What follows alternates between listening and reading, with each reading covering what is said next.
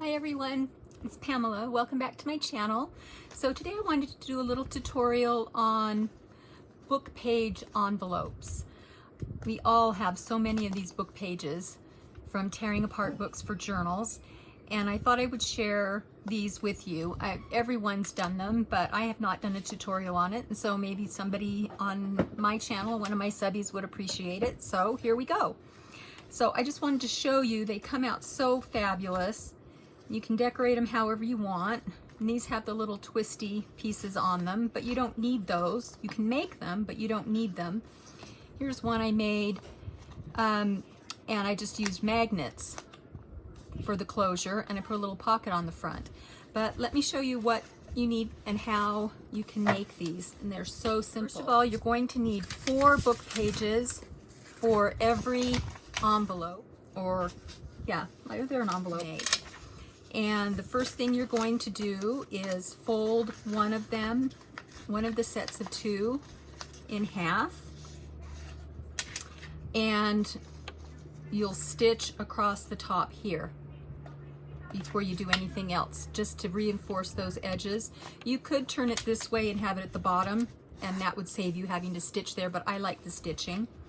And then you are going to stitch. I start in this right hand bottom corner or in the left hand bottom corner, and you're going to stitch all the way around. Now if you want your edges slanted like that, then you need to cut them before, and what I do is I just stack all my back pieces together and cut them all at once, and they're done. The one thing you need to remember when you're putting these together, I'm going to turn it this way so you can see, the back page needs to be upside down. So when you fold it over, the flap over, the writing is the right side up. And if you mess up, it's not a big deal. I've done it before, and I did it this time as well. You can just leave it as it is or cover it up, whatever you want. But remember that little trick of turning the page upside down. One other thing, if you want to sew something onto this piece on the front, do that before you stitch it around and stitch it together. Okay, so I have stitched a whole bunch of these. It took me about maybe 10 minutes to get the pages and about 20 minutes to stitch all of them, and I think there are about 40 here. But some of them I zigzagged and some of them I straight stitched, and like you saw on these envelopes, I went around twice, just kind of crazy. I like that look. It doesn't have to be perfect. So what do I want to put on? Oh, I'll show you the one that I just did. So I have these scrap pieces of paper that I sewed together. They're sewn together in little sections, and then I put them through my embosser. And I think you can just barely see the design on some of the plainer pieces of paper. It takes a little bit of time, but it's really, really a cool effect. And so this one that I did, where'd it go? Oh, right here. I put this piece down and stitched it when I was going around the envelope. But you don't have to do that. You can just glue it. So let's take a piece and put it on here. There we go. I like that. And this doesn't have to be perfect either. I don't know that I have ever cut a straight line with scissors, so don't worry about it if you can't, because I certainly can't either. I think what I'm going to do is distress that a little bit just around the edges, so that gives it a little bit of character. I'm going to use one of my scrap pages here.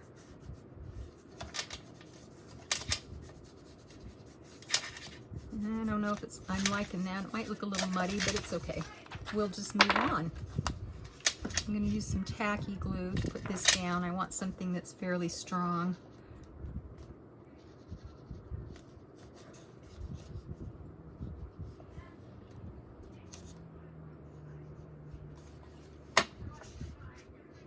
Sometimes I like to smooth it out a little bit just so it doesn't goop out the sides, especially if I get a little too much like I did right then.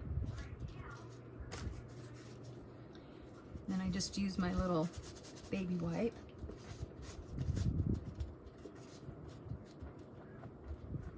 And as you see here, I used some washi tape too. So some of these pieces I put washi tape down. You could do lace, you could do anything, but it's a great way to use up your little scraps. Let's cut these little threads down a little bit. I like to leave them, but I don't like them super long. So there's that. Bits for the magnets. And if you want to do the little wraparound, maybe we should do those, the little wraparound pieces.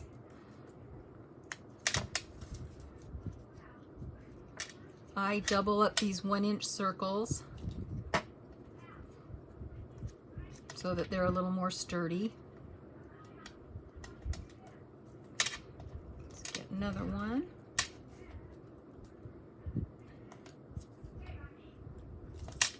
Let's do this one.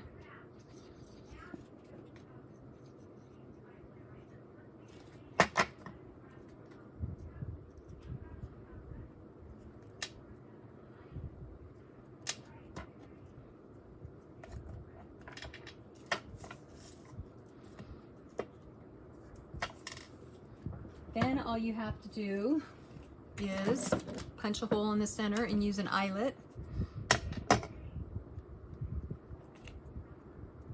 Make sure they're sticking. Let's just do a little eyelet, and I just eyeball it. I don't care if it's perfect. It's handmade, so, right? Get out my little tiny eyelets.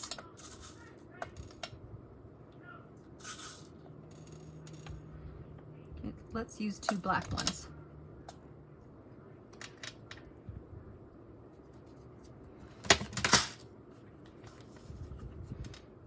Let's crunch these down.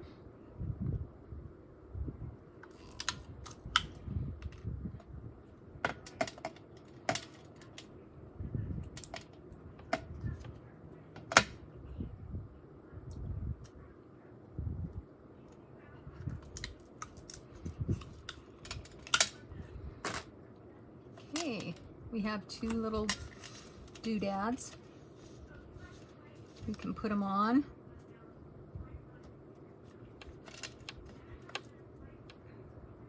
And I'll tell you what I like to do to make them stand up is I'll use these, where'd they go? If you want them to stand up a little bit, you can use these glue dots.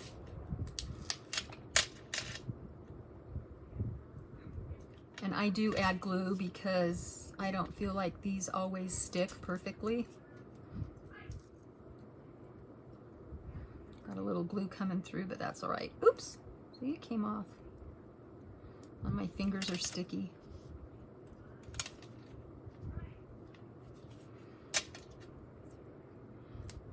And let's do this one. Just takes a little.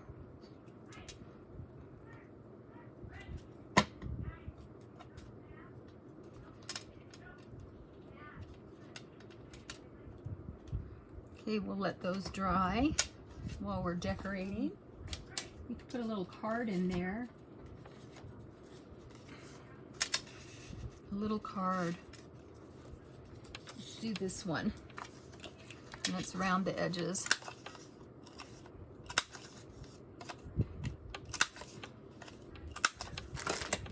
And distress it a little bit.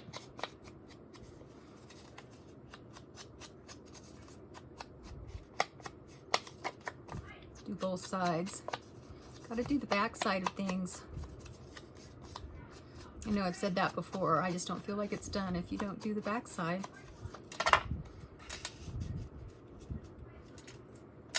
It's really cute. Little card in there. Let's get some string. Let's see. Where's my string? Or we can use embroidery floss.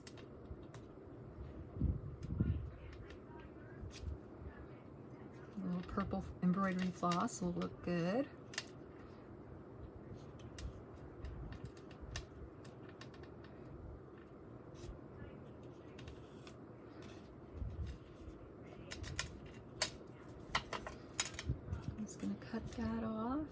there.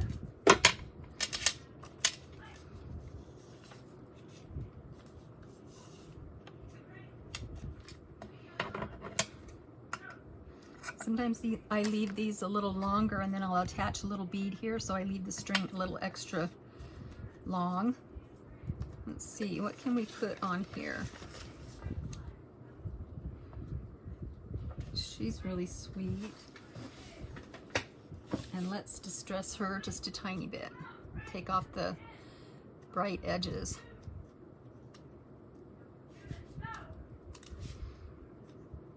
Sorry if you hear hollering in the background. We've got a karate class going in the garage, and my craft space is right near there, and I should actually be out there teaching, but I'm in here playing instead.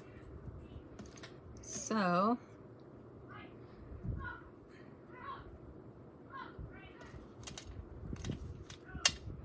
oh, I kind of like that. Let's put that down.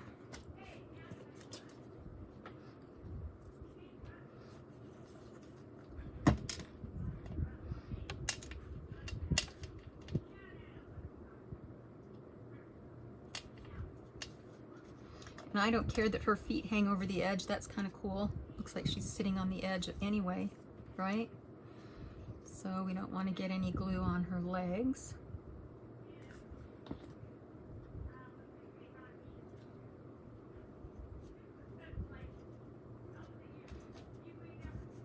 Don't want to do too much to it because I want them to be simple. But now you can clip this into a page in your journal. You can glue it down. You can glue it on 3 sides and have a tuck spot, or again on the side. So that works. Lots of different ways you can do these envelopes. But I'm going to sit and play and finish a bunch of these off, and I'll come back and show you what I have when I'm done. So this is the one that I showed you in the beginning, and then this is the one that we made together. And then off camera, I made several more, and I just thought I'd share them with you. I have a stamp that says green, and I just love it. So this one was very simple, but I like it. It turned out really sweet. And I have this one. And this one. This one has a little tag on the side. And then this last one, and this pulls out and is a little tag. That's what I made today. The rest of them I left plain so that I can use them for specific projects, so I didn't want to decorate too many of them. But that's what we did today, so I hope you give them a try and use up some of those book pages that you've got stacks of, because if I have stacks, I'm sure you do too. Okay, talk to y'all soon. Bye-bye.